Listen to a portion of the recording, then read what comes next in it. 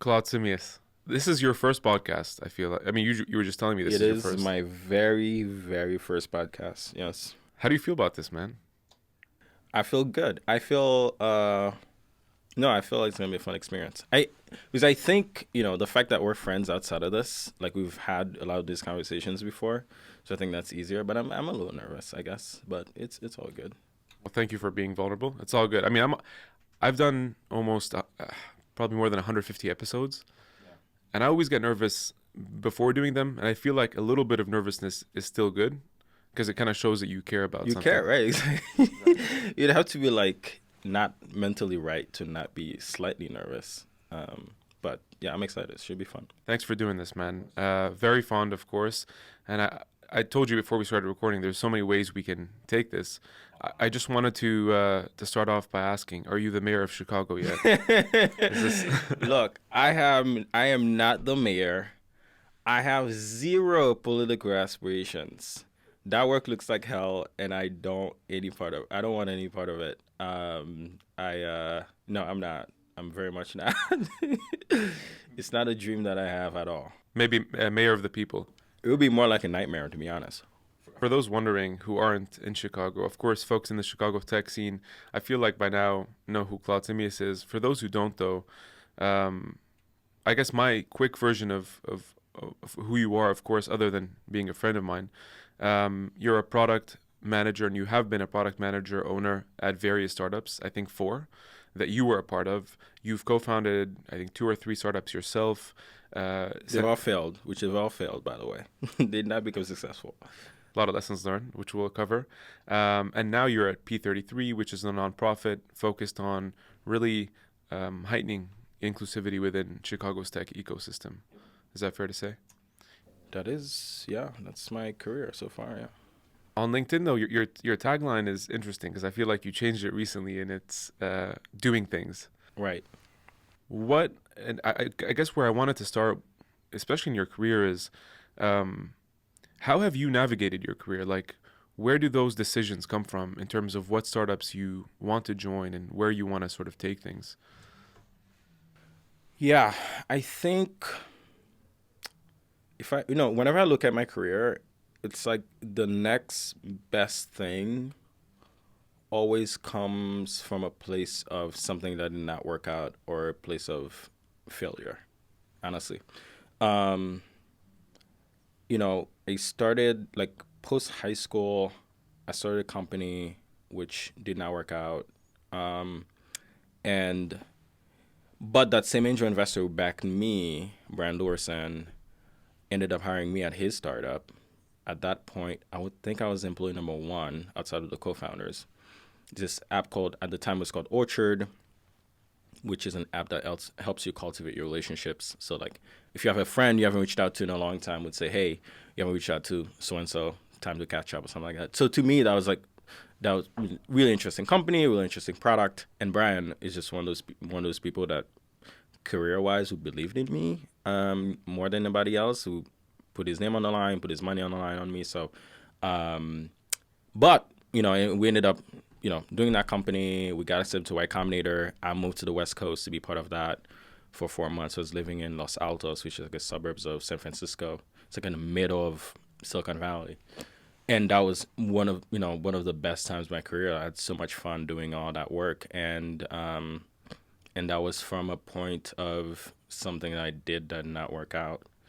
Then after that, went to another company, which is like a health tech startup, which after working there for a bit, we didn't get FDA approval. And that whole thing ended up shutting down.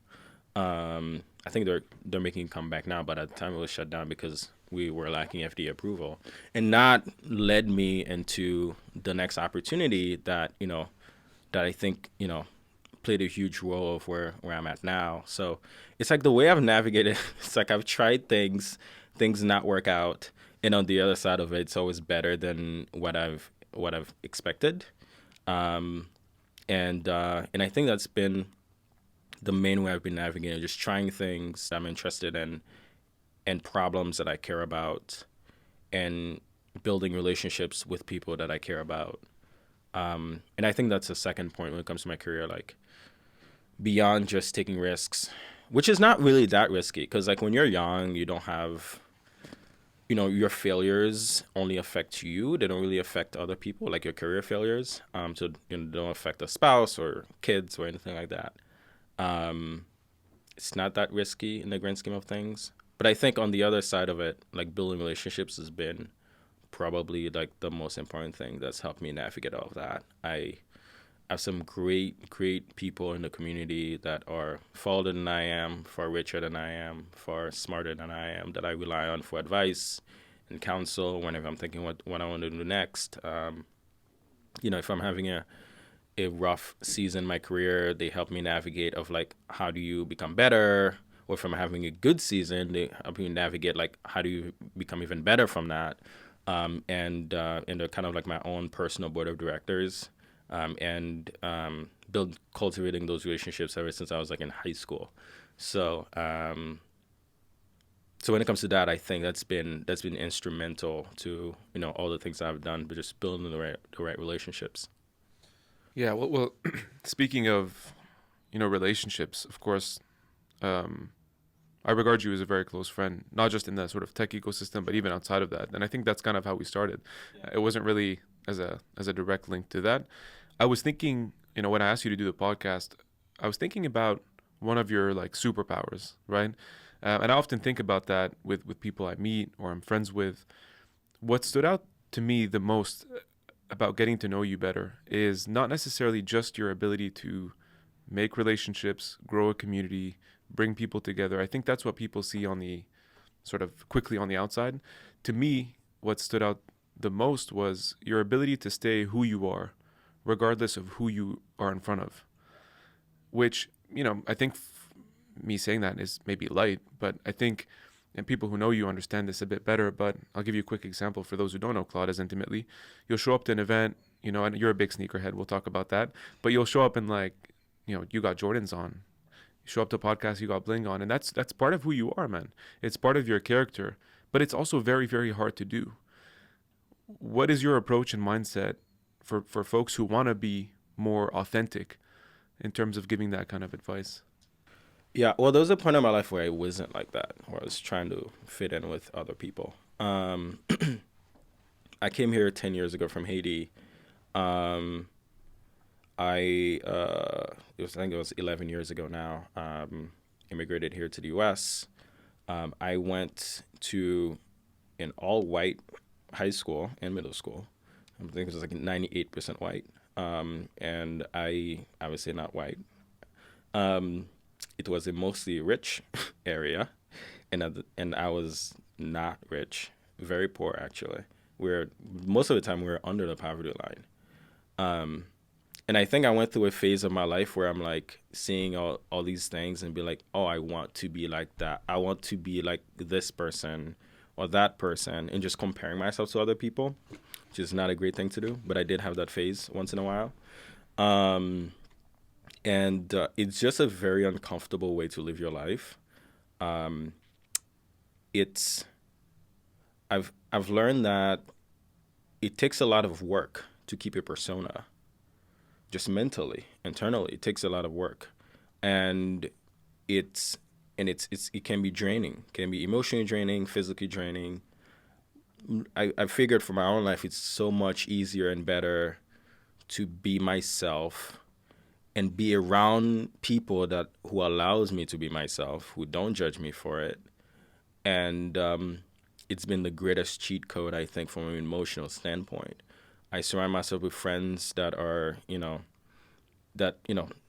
are not toxic, who are, I tend to live my life in a very drama-less way. There's zero drama in my life, and I have to thank my friends for that and my relationships, because they're all level-headed people.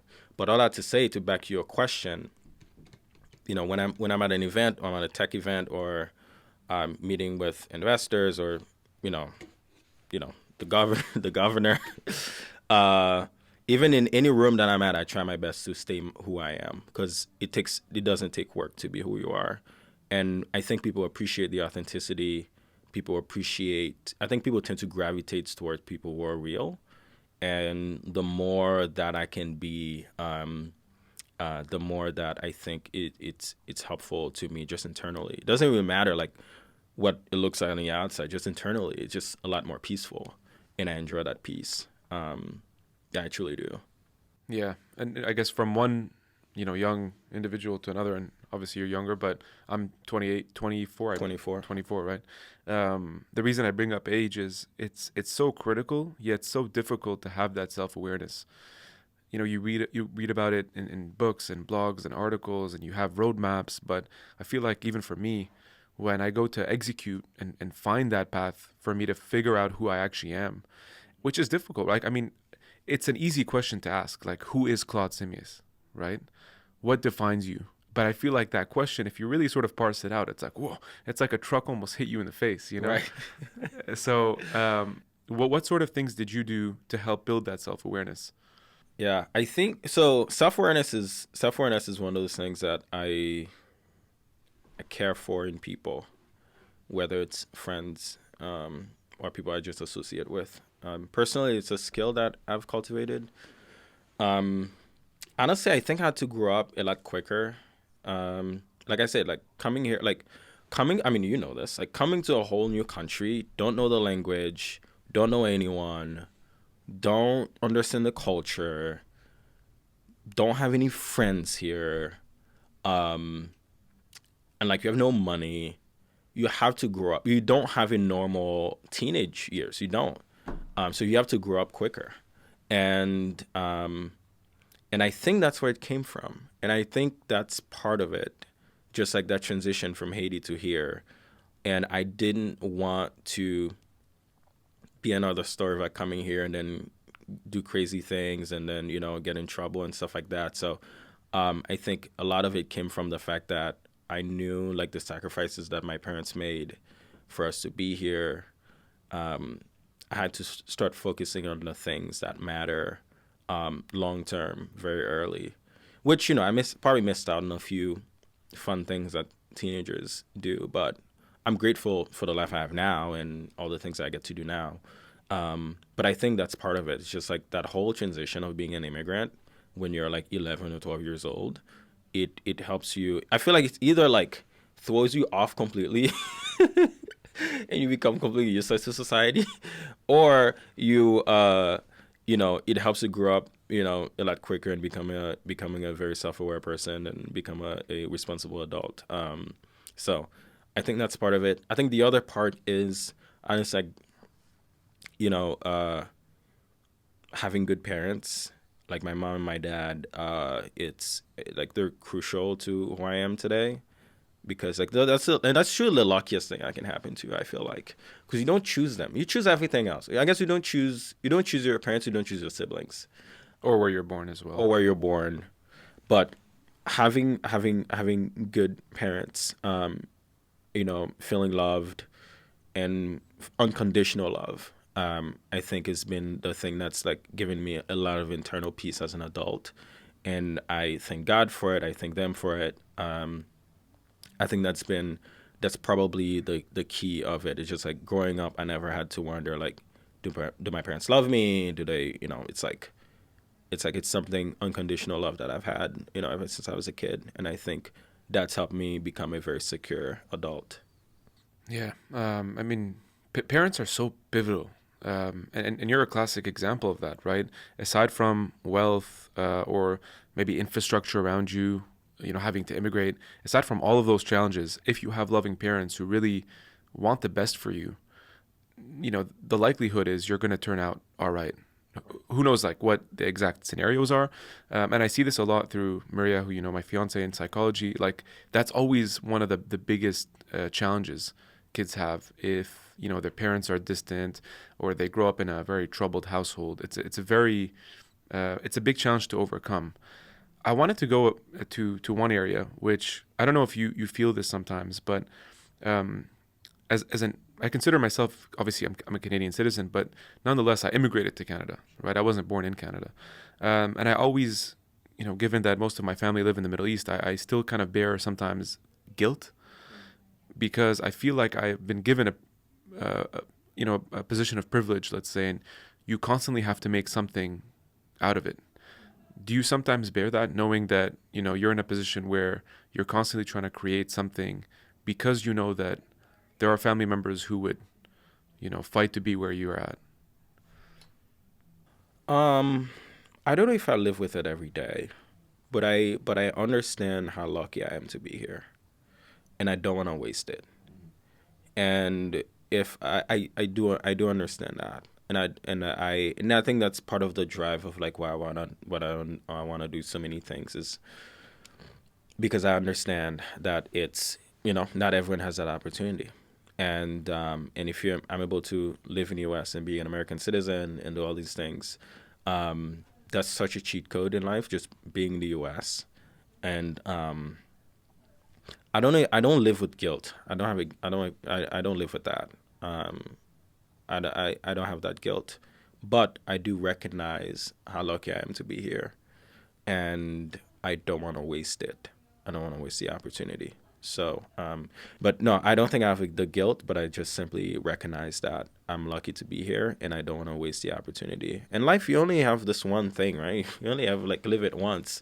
So I don't want to live with regret and like wish I had tried this, wish I had done that. You know, so I wanna make sure that I accomplish as much as I can as possible. Yeah, I mean the gratitude part I think is a better way to put it. I heard this thing recently on a podcast, JRE's podcast, and it was basically saying that luck is the residue of design, and they're two different things, right? Privilege, to your point earlier, is like, well, you don't choose your parents, but let's say even in the country that you're born, that's the residue of design, because let's say if your ancestors come from Africa or the Middle East, and now you're all of a sudden born in the U.S., the luck that you have is also the residue of the design of your ancestors who brought you there.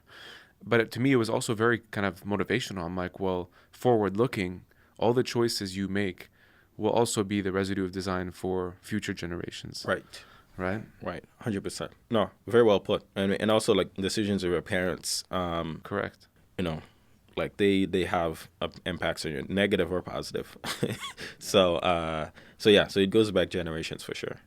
Parents, I know to you, mean a lot, right? And I guess it's part of your culture, the sort of tradition. It's sort of ingrained. Um, what other things did you sort of leverage coming from Haiti to the U.S. that you feel like make you a more successful person? I think we I think we enjoyed the little things. Like whenever I'm thinking back of like things I enjoyed as a kid, it wasn't like, you know, fancy vacations because we couldn't afford those. It wasn't, um, you know, waking up on Christmas and having like like an Xbox under the tree or something like that. Um, I think like whenever I look back, it's always those little moments that we had a lot of fun with, like playing soccer in the neighborhood, um, and like really stupid, silly things, small little silly things. Even when like so in Haiti, whenever it's January 1st, like that's our Independence Day. It's kind of like it's our Fourth of July. We'd enjoy pumpkin soup every January 1st. So December 31st is just that night. It's just a night of partying with friends in the neighborhood, and then you enjoy that soup the next morning. And like those are the things I look back and I'm like, man, like I really enjoyed these moments. Those very small moments with my brother. Oh man, like growing up and with my parents. And like they were not extravagant things. They were very, very small things.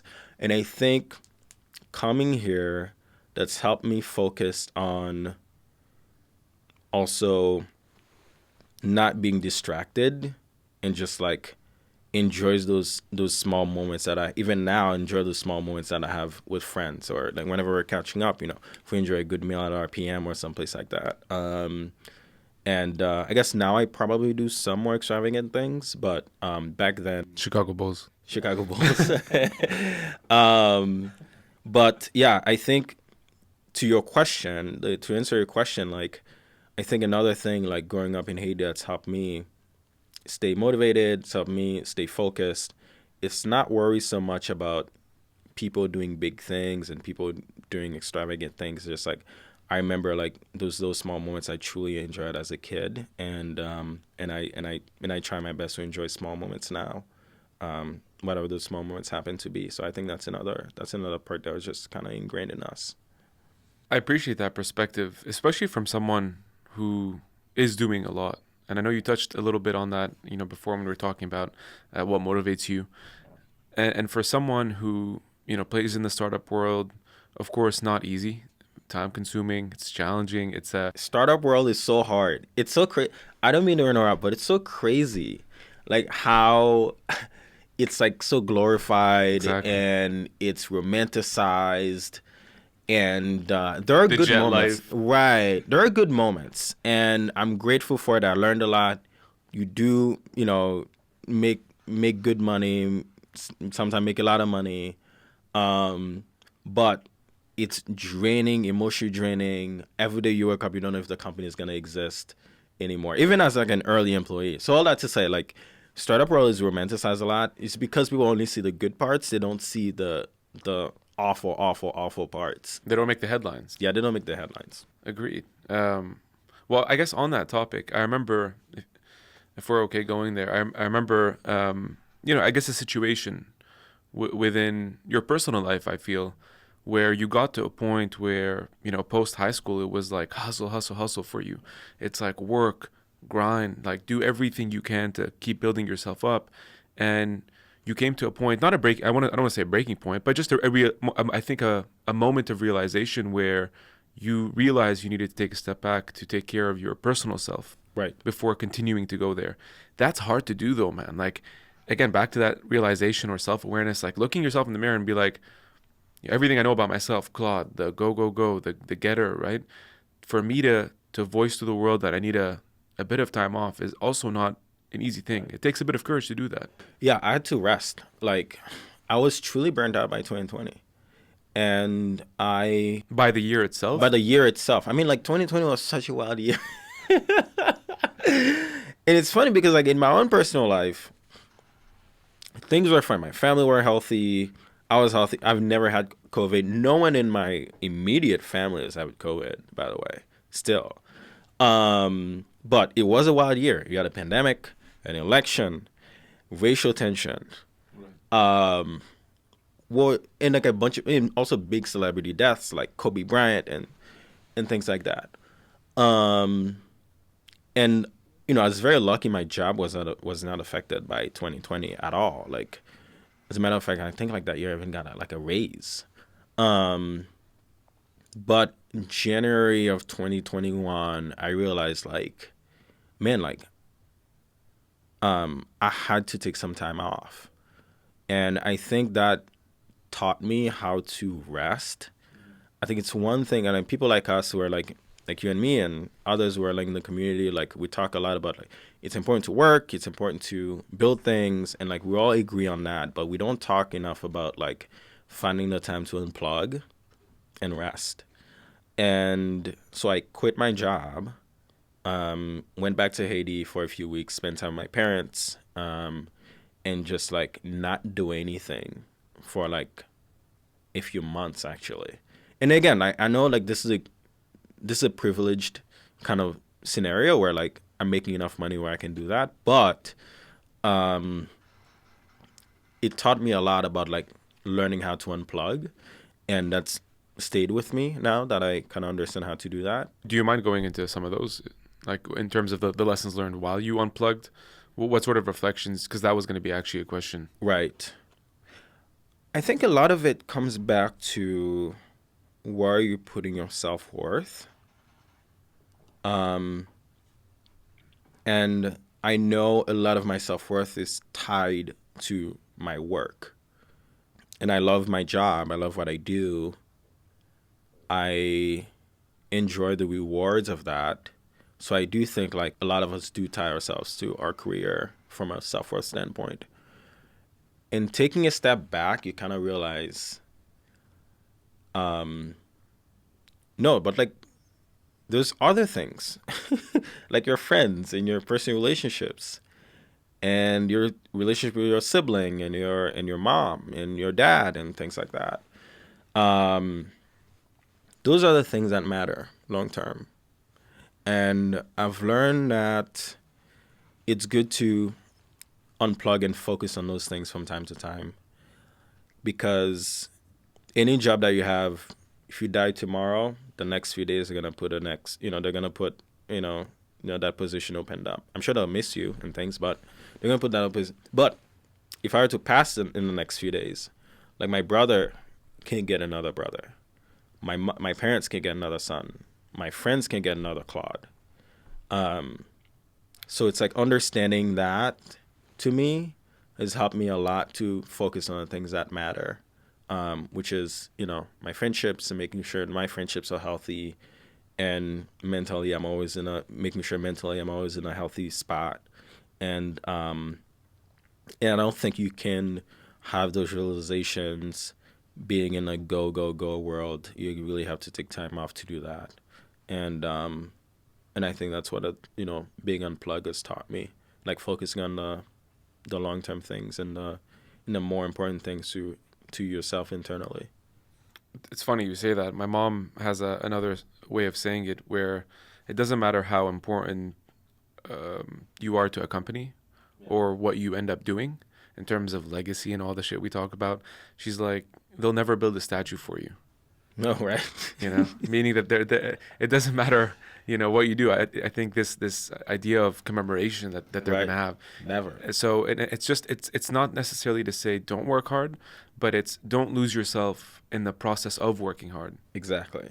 On that note, it's also very easy to have those realizations when you're in Haiti, or like, let's say if you go to Cancun for a week and you're on the beach and you're like, yeah, I'm doing yoga like 7 times this week. I'm eating clean. I'm running by the beach. And then you go back to wherever you live and you go back into the routine. And it's so easy to slip back into all those things that got you to that burnt out place to begin with.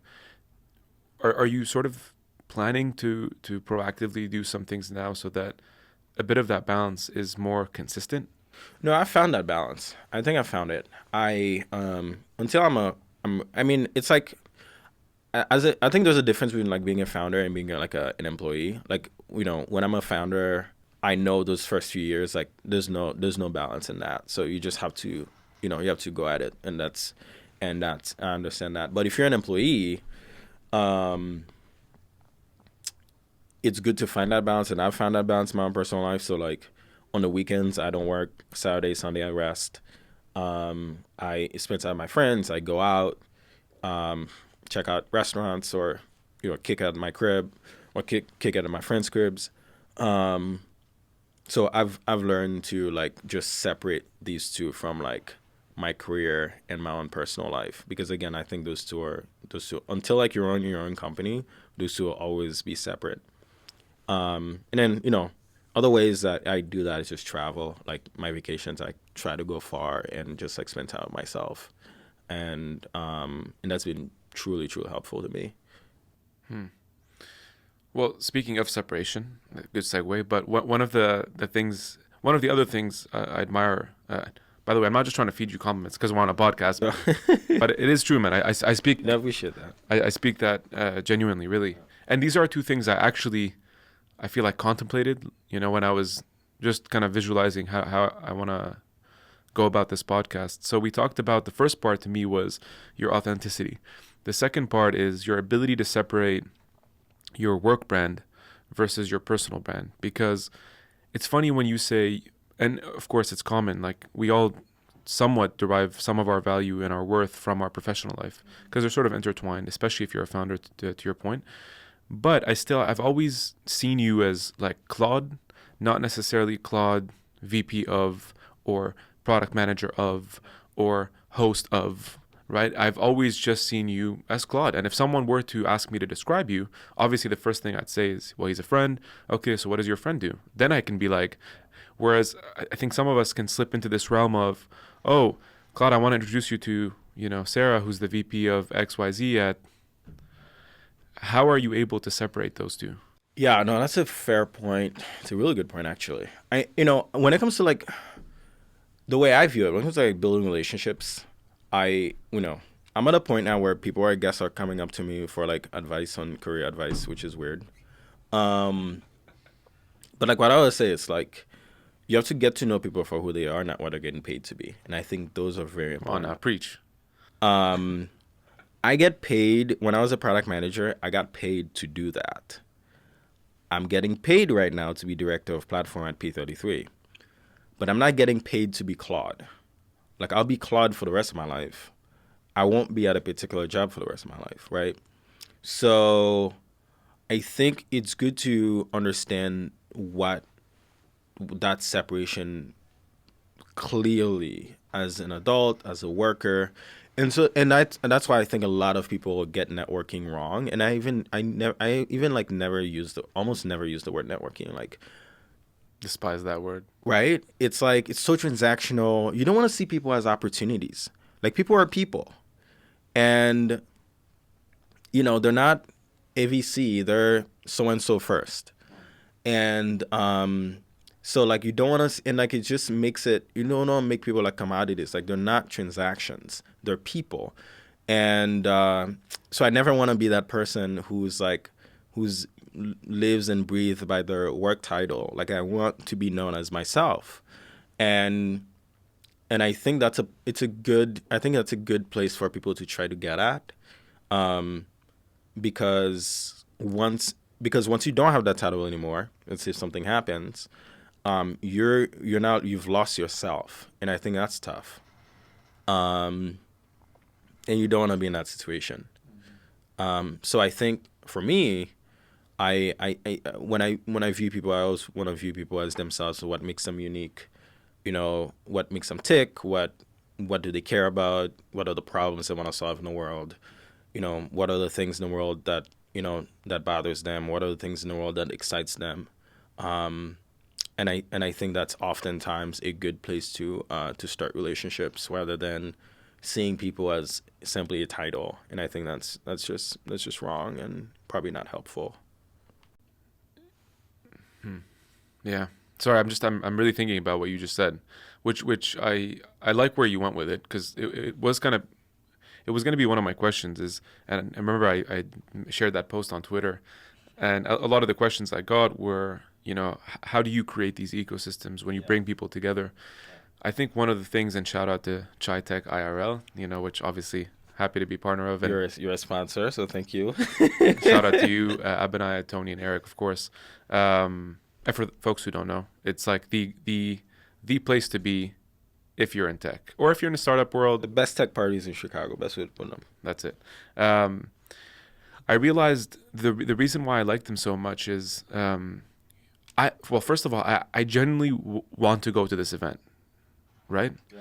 I'm not trying to promo it. I'm being serious in that some events in the past, it's like, I think we've all gone there too. You're out a lot during the week and it's like, oh, just another kind of work event or networking event because that's sort of how it's branded. When I go to these things, dude, I literally feel like I'm just there to catch up with friends, friends that are in the ecosystem. And of course, there might be overlap, there might be ways to collaborate. But I think one of the key things you mentioned there is that you see people for themselves. On the flip side of that, I feel like it's sometimes a double-edged sword because people might now realize the utility of who Claude is. I don't know if you know where I'm going with this, but how do you differentiate between the people who are genuinely appreciative of who you are and vice versa versus those who seem appreciative but understand the utility of your value? It's a hard question, and I'm sorry I have to ask it, but it is one I was curious about. I think the way I don't know if I've differentiated it. I I have friends and in all these communities, and I know the people that are close to me, and I know the people that are not close yet or not close. I I think to me, what's important to me is I wish people asked people how they're doing. And like when you go to these fun parties and or dinners and things like that, which we go to too many of, but they're fun. It's like when you ask someone how they're doing, it's like they go directly to. oh, I'm working on this project, I'm doing this, this tough project coming up, blah, blah, blah, blah. Talk about work. But like, whenever I'm asking someone how to do it, like, I'm not even thinking about work. I'm like, how are you actually doing? How are you feeling about this world? How are you feeling, like, as a person? And I think I wish people asked that more. I wish people asked me that more, rather than just like all the things that I'm doing, and that's something I've realized that I probably do also. No, not probably. I do also. And that's why when I'm at these events, I see people, someone like you or Tony or Eric or Abinaya or Victor or any of these people that I'm friends with. Like, we try our best to put. I think once we actually realized that, like, we've been only seeing each other at events, but not one-on-one. And then at that point, we put a one-on-one dinner on the schedule. And I did that with Tony recently. I was like, Tony, actually, no, it was Tony who brought it up. He's like, I've only been seeing you at events, and like we have those, like, a few minutes conversations about like the Bulls or something like that, and then I'll see you again next week or 2 weeks from now. And he's like, actually, no, let's put a dinner on the calendar. We're both busy. I think like we had to be like 3 weeks in advance because like we're both so busy. But I think that to me is just an example of like, I don't know I'm not sure if I've come up with an equation to differentiate it yet, but I definitely know one way to get over that at some point or now is rather people asking people how they're actually doing, like, how are you really? And not directly go into the next project or the next thing that you're talking about, the next thing you're doing at work, but really like how you're doing. And I've, whenever I realize that, I realize that I haven't done that with my close friends. Whenever I've realized that, I put a time on the calendar for us to catch up over dinner or lunch, and which we've done multiple times, and all of us have done. That's when I probably pull the trigger on that. The one thing I'd also add to what you're saying is, and I love that, by the way, and I sincerely hope people listening like take that to heart and do more of it. Imagine the next event nobody's even talking about. Right. I know. How are you? But it's funny. It seems so simple and like nuanced and obvious, and obviously I'm at fault of this as well. I don't always do a good job at that, but it is super important. And to add to that, the other thing I would recommend is also genuinely check up on people in your circle. Yes. Both professionally and personally, right? I've honestly I've seen this come up a couple of times in different ways. Sometimes where folks will check up because they want something, and listen, it's fine. Like sometimes I might just have a quick question, and if that's the case, then just say it up front. That's sort of my formula. Versus like, hey Claude, how's it going? Hope you're doing. Hey, by the way, I need you. Like, right, exactly. Like, man, just hit me up because of that, or hit me up because you're genuinely checking up on me. And I think doing it consistently is important, not just when there's something you need. Yep. Because I feel like that sort of takes away the personal element. 100%. So the consistent part is very important to me. And I take notice of who does it versus who doesn't, and try to do that. Yeah, and there is this element of being genuine. That's kind of where I was going with the question too. To see almost, what are your criterias when looking at who makes it on the Claude's Friends checklist? Because I know it's probably a lot of people. But not as many as you think. But that's my point. I feel like people also need to understand that there are certain things that you might value that are not obvious to the first impression. Yeah. I think self-awareness is key, and someone who communicates like an adult, like communicates clearly. And I think those are the first two. I think the other one is recklessness, and I don't mean like, I mean like true reckless. I don't mean like having too many drinks and then like hungover the next day. That's just your own personal decision. I mean like true recklessness, right? Someone who's probably driving drunk, or someone who's participating in like illegal activities and things like that. You're not coming in my circle because you're bringing drama in my circle. I don't want any of that. So I think, communication, self-awareness, and just someone who's after you hang out with them, you feel lighter and not heavier. And that's a fine balance, right? Because you, there's a couple of people I know, like every time they call you, dude, it's like they're just like complaining, complaining, complaining. And it's like, okay, but I have my own issues too. Like, like I'm not your therapist. And it's fine to call a friend if you're having a rough day, and just like I'm fine to be that friend, but it can't be only that. And there's a couple of people that I know that that are like that, and like I try to stay away from these people as much as possible. Because you're like a sponge, right? I mean, misery loves company. And one of the things my grandma used to always tell me is don't air your dirty laundry on the street. Meaning, to your point, it's okay to come to friends and family with challenges, like real challenges that you need help with. Right. But there's also a difference of calling every single day and almost sucking positive energy out of people who you know. It's not fair to them, Right. right? It's not. I think that's where you're going with it. For sure. And it's not one of those things where, like, I know toxic positivity is a thing too. It's That's like, also, yeah. Everything's butterflies. But no, that's not what I'm saying. It's like, yes, I understand my friends may be running into issues and they're having a tough time. I have tough times sometimes, and people do. Like every human, if you're living on this planet, you're gonna have tough times, right? But you can't only be calling when that, because now it's like, now it's a pattern, right? It's like, okay, like that, you're officially known as that person. You don't want to be known as that person. So I think that's really those are it. And I think lastly, I've already said it. I think communication is key. Just like communicate, like just communicate. Like people do not know how to communicate clearly and concise as adults. I feel like it's something that's like an epidemic, and I'm very grateful. Everyone that I consider to be a friend communicates clearly, and I have strong self awareness. So I think those are the things I'd focus on. Third thing that I really I think admire about our friendship is this sort of this certainty that you have around the things that seem to come from the personal, but trickle into the professional. What we talked about family, the other is religion. Yeah. And you put that out there. It's not like it's something hidden. It's on your Twitter. It's on your IG feed, and it's something you talk a lot about. And I always, dude, I really admire this quality in people when they're so certain in whatever gives them value, because that value trickles into positivity for other people. And because they're so sure of it, it doesn't waver, regardless of who's around them.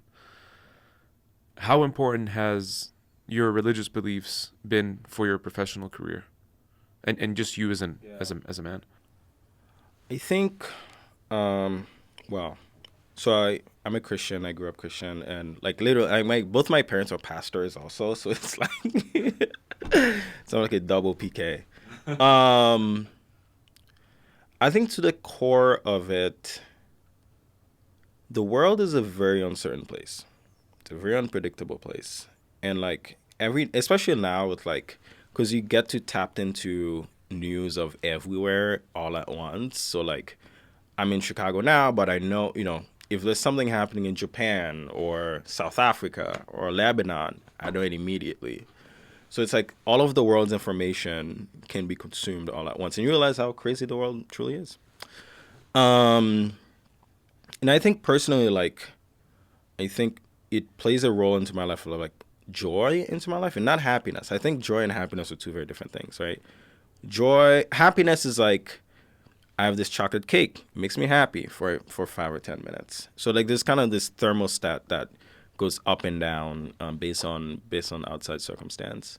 Whereas joy, I think, is internal, of like, no matter how wild this world truly gets, I have the assurance in God that it's all gonna be okay. Even in my own personal life, even when things are not looking good.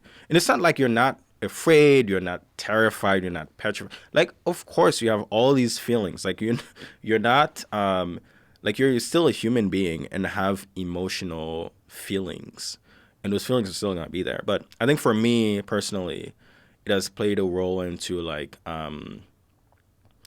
no matter how crazy this world gets, pandemics, wars, and things like that. Hopefully, we're approaching the end of the pandemic. The world is bigger than just myself, and also I, get to live a life where hopefully I can help people, whenever I can. So yeah, I think for me it comes down to kind of like internal peace and internal joy that I don't think anything in this world can provide. I think the world provide happiness, but internal joy and internal peace, I'm not sure where someone can buy that. If you know somewhere, let me know. Yeah, let us both know. Yeah. Yeah, there is this, and I've heard this from a lot of people who are religious. I think it provides that comfort, right? But also maybe, especially maybe in the startup space, a bit of humility in knowing that there's a being, a power that, or energy, whatever you want to define it, that's much larger than yourself, and that you can point to in terms of tenets, and to you that's Christianity, to someone listening it could be something different. But in terms of giving you a pathway to live justly as a good citizen, Right, exactly. right? Just a bit of direction, I feel like. Just a decent human being. Yeah, which Yeah. is seldom hard to come up. I mean, it's true, right? It feels like it's something that's it should be pretty straightforward, but And also, on the other side of that, we all have faults, like, right? Like, it's not like I have faults and I have, like, we have to realize, like, everyone has faults on this planet, and that doesn't mean I don't make mistakes. That doesn't mean that I'm perfect. I'm not in any way possible. It just, I think that it's just good to have that kind of direction in life, or know where you're going and why you're here. So it's kind of like what I think motivates me the most. And community also, like, I don't know, church is fun. there's something said about being together, right? And vocalizing something together, singing something together. That energy. I mean, this is why we all love concerts, or why we all go and see a sports event. Not to really compare the two in a simplistic way. The one thing I wanted to touch on too was, I felt like, getting to know your story a bit better. One of the things I appreciated was knowing that you didn't really have a very conventional path, No. right? So for folks who might not know, for you it was high school and then career. You decided not to go down the, traditional university, post-university process. And I don't think I've ever asked you genuinely, like, I guess why that was, and where does it help, or where does it make things more challenging today? Well, the real answer is I hate school. No, I'm not joking. I don't like. It's kind of what I was expecting. Yeah, I don't like school. It's not that I had a bad experience. It's just like I don't enjoy the process of just sitting down and like going to lectures and do it. Like, I would kill me instead of doing that. So I generally don't like it. I think the second part is I made a bet, essentially. Just like, I'm like, all right, I'm gonna try to do this company and cultivate as many relationships as possible and see where that may take me in 5-7 years. And it paid off in a lot of ways. So I think the transfer is just, I just didn't want to go to college. I just didn't want to. My parents wanted me to, until I was hired at the first startup. Then I realized, like, oh, he's actually making money and things like that. So, but honestly, the simplest answer is I just didn't want to go because I don't enjoy, like, the school process. Now, what has helped me and not helped me? I think probably in my first couple jobs, people ask about, like,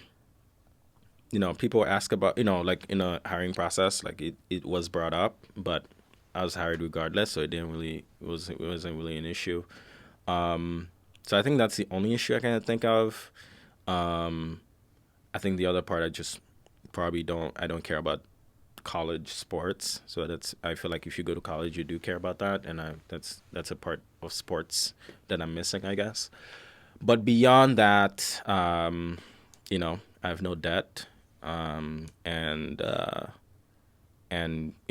think I have a pretty good network. I think there's another reason why people go to college is to build a network. I feel like I feel like I have a pretty good network without it. So those are the ways I can think of. But I think the way it's been most helpful, I have zero debt, so that's been good. Don't None of my salary goes back to the government. Well, beyond taxes, I pay my taxes. I pay my Disclaimer. taxes if the IRS is listening. But I don't have to give any more than that.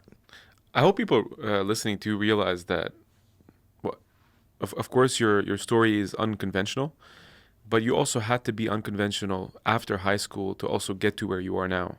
Very much so. I think that the challenge is when you want to take that step forward, i.e., not let's say go to university, but still go down the same traditional path as folks who end up in university and leave, right? Because I don't know if you're going to necessarily find the same success. Right. You compensated by not going to university with your time, by building a strong network, executing with experience, building up your sort of book of experience, and performing well, right? I think those things trickle over time to help sort of create that launch pad. And it's funny because sometimes you see very educated people also struggle in their career.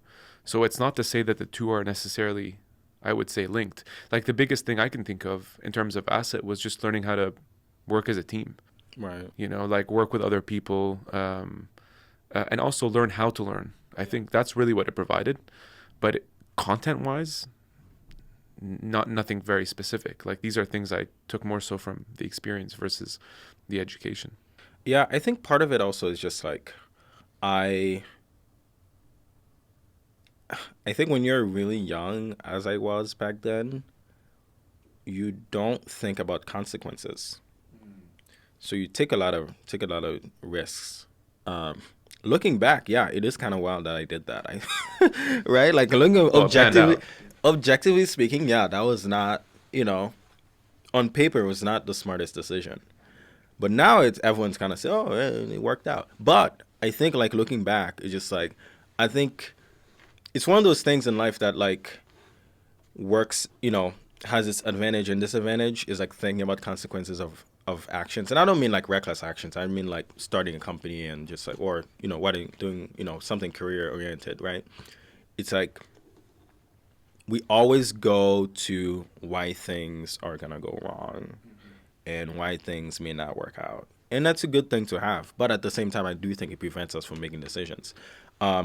If I have, so back then I definitely did not have that. I think now I do. I think startup world has definitely aged me a bit. Where if I'm working on something, I'm like, oh, I gotta think through all those steps and make sure that I can maximize for success. But I was not thinking like that as a late teenager. I I was I didn't think about that. I was just doing it, see see if it works out. So yeah, Well, I'm glad it panned out, man. I was not that smart. I was just basically just I knew what I wanted. I knew it wasn't school, so I should try literally anything else. And so yeah. Speaking of what you don't want, I had one final question for you, which is, it's kind of a two-part question. One, what is it that you're actually striving for? Let's start there. So what you actually do want is basically that part of the question. There's so many ways this answer could go. Whatever comes to mind. That's a really good question. I do think I want to build things. I want to build something that's lasting. And I want to build something that, that employs people in a big mission that people can rally around. I want to build something like that. And I think that helps you build wealth. And I mean rich. Or, yeah, I don't mean money, I mean wealth. Or rich. Because in our society, there's a lot of changes that if you want to make you have to be in a position where you have money, both fortunately and unfortunately. There are some things, actually, there's a lot of things.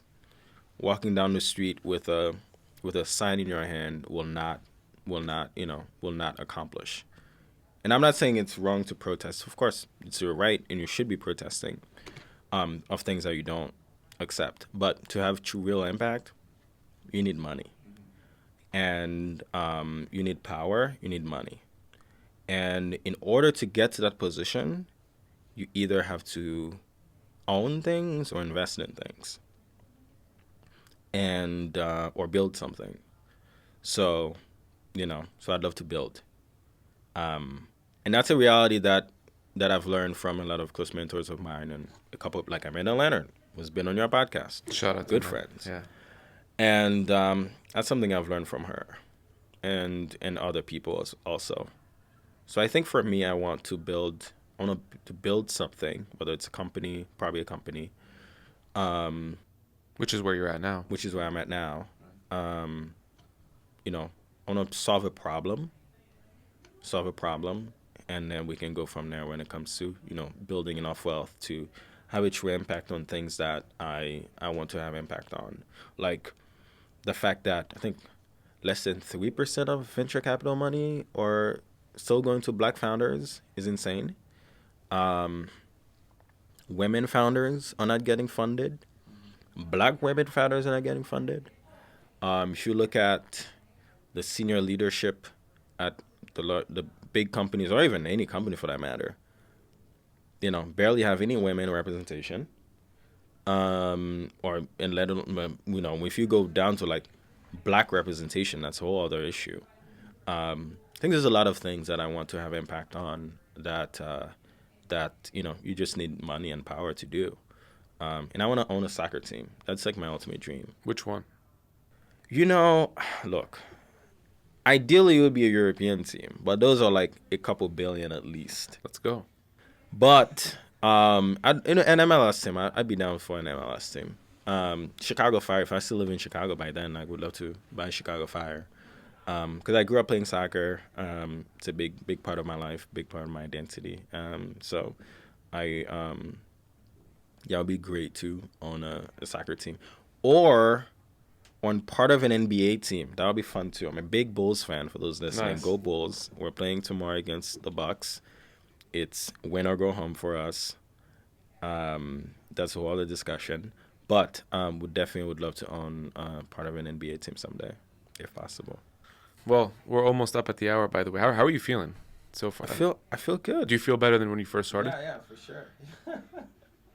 I told you. I mean, an hour goes by quick. Right, Jacob, you called it too. Shout out to Jacob. Yeah, shout out to Jacob. I just met Jacob. Shout out to Jacob. Yeah, he's the man. He's helping piece this all together for us. Yes, he is. A lot of people in the community who know you're a Meek Mill fan. Are you loud? Let's go. I knew there was gonna be a Meek Mill question here somewhere. Well, it was also in that Twitter thread that I posted. Yeah. I'm not even gonna go there, dude, because I feel like we're gonna open a very big can of worms. But what I wanted to ask is, people know that he's your favorite artist and rapper, right? Right. Okay, that aside, and I know that more intimately too. What I wanted to ask is, who's your favorite entrepreneur? Oh man, we gotta talk about Meek, bro. We talk about Meek. We gotta talk about Meek. What do you want to talk about? I think like his music has had, and I'll answer your question. I know I'm not dodging it. I think his music has had so much influence over my life, in a sense that, like tracking his story, there's a lot I can relate to, right? Like, fortunately, I can't relate to any of the legal troubles that he was in and things like that. So I'm grateful for that. But coming from poverty and doing all the things that he's doing now, and just seeing his transition, like I probably started listening to Meek in like 2013, right? So I was like right after Dreams and Nightmares dropped, like his like one of his first major albums. Seeing him transition from that to where he is now, just so inspirational. Going from that kid who's rapping in the streets of Philly with his dreads all dirty, and like his consistency to the game, to where he is now, and like in 2019, I think it was, to see him going from that kid on the street rapping on the street, no one cared for, to rapping on the stage at the NBA All-Star game is just like tremendous to see that kind of change in someone. And I think it speaks to his hustle. It speaks to the American dream. It speaks to simply hard work on his part. And in his music, like, he really be talking about the real stuff in his music. Like in Dreams and Nightmares, which is like my favorite song of all time of any artist. Dreams and Nightmares by Meek Mill. Like, when he's talking about things like, I used to pray for times like this, to rhyme like this, like, you know, it's like when you reach a point in life where you are literally living the things that you were once wishing to have or once praying to have, and now it's actually happening. It's just such a good place to be. And I've had those moments in my life where I'm at a, you know, like, whether it's, you know, I go to a lot of Bulls games, and I usually sit on the floor, or like vacationing in Europe and things like that. Like, man, as a kid, like, I never had those things as a kid, and now I'm like living it on the regular, on the daily, and like, so whenever he's talking about those things in his music, which he talks about a lot, it just resonates so much with me that I just think he's such a inspirational figure. And now all the work that he's doing now with reform and to address justice inequities in the country. You know, he's working with Jay-Z, Michael Rubin, and other people to make that happen. I just think, like, he's just so good, and he makes good music. Like, he's able to like make club hits that don't have the, you know, the best lyrics to, like, but like you're able to turn up to them, but also like super lyrical music that talks about issues in society. Right. Like, he's both. And so all that to say, like, Meek, I think, yeah, like, someone, he's definitely, like, I had on my bucket list to see Meek Mill perform Dreams and Nightmares live, and I finally made that happen in February. I flew to Cleveland to All-Star Weekend because I knew he was going to perform at a party to see him live. Next on my bucket list, I'd love to meet him and just, like, have a conversation with him. So all I say, that's Meek. That's the Meek chapter. Favorite entrepreneur, man, there's so many. Mark Cuban for sure. Mark Cuban. I'd say. Cuban. Yeah, Mark Cuban. Interesting. Yeah, Mark Cuban. Why is that? So Mark. Not that it's that shocking, but I just right. So Mark Cuban. So I remember, like, this is probably a longer story, but like, that Mark is definitely one of the first people that learning about his story, you know, motivated me to get into tech. I remember, like, in 2012, that was probably a year after we moved to the US. Like, times were rough for us financially. Like, we were broke. And I remember, like, one night just watching a documentary about him. It's called Beyond the Glory of Mark Cuban. And that changed my life forever. Because I noticed, like, in the US, you can truly go from someone who's, like, somewhat middle class, which he was, to all the stuff that he ended up doing. Because Haiti doesn't have a caste system or anything, but the economic group you're born into is probably the one that you're going to die into also, right? So it's like, so you don't see people leveling up. It's a bit more limiting, basically. Very limiting. So seeing his story and the way, you know, stole his first company, Micro Solutions, I think it was called, for $6 million, and then started this other company, so for like $6 billion to Yahoo, and then he bought like a couple jets. He bought the Mavs. He's just like such a cool guy. You're just like, man, I really want to be like that guy someday. So I think Mark Cuban for sure is definitely one person I'd love to meet someday. So favorite entrepreneur, Mark Cuban. Love it. Well, there you have it, folks. Claude Cimeus. Oh man, thank you for having me. Thank you for doing this, actually, and congrats on the first podcast. I'm sure there will be many more to come. I appreciate you, man. No, I appreciate you, brother. And thanks for having me. This was fun. Likewise, both as a friend, and keep doing your thing, man. We're behind you. And we'll see you all at probably the next ChiTech IRL event. ChiTech IRL. Let's get it. Cheers.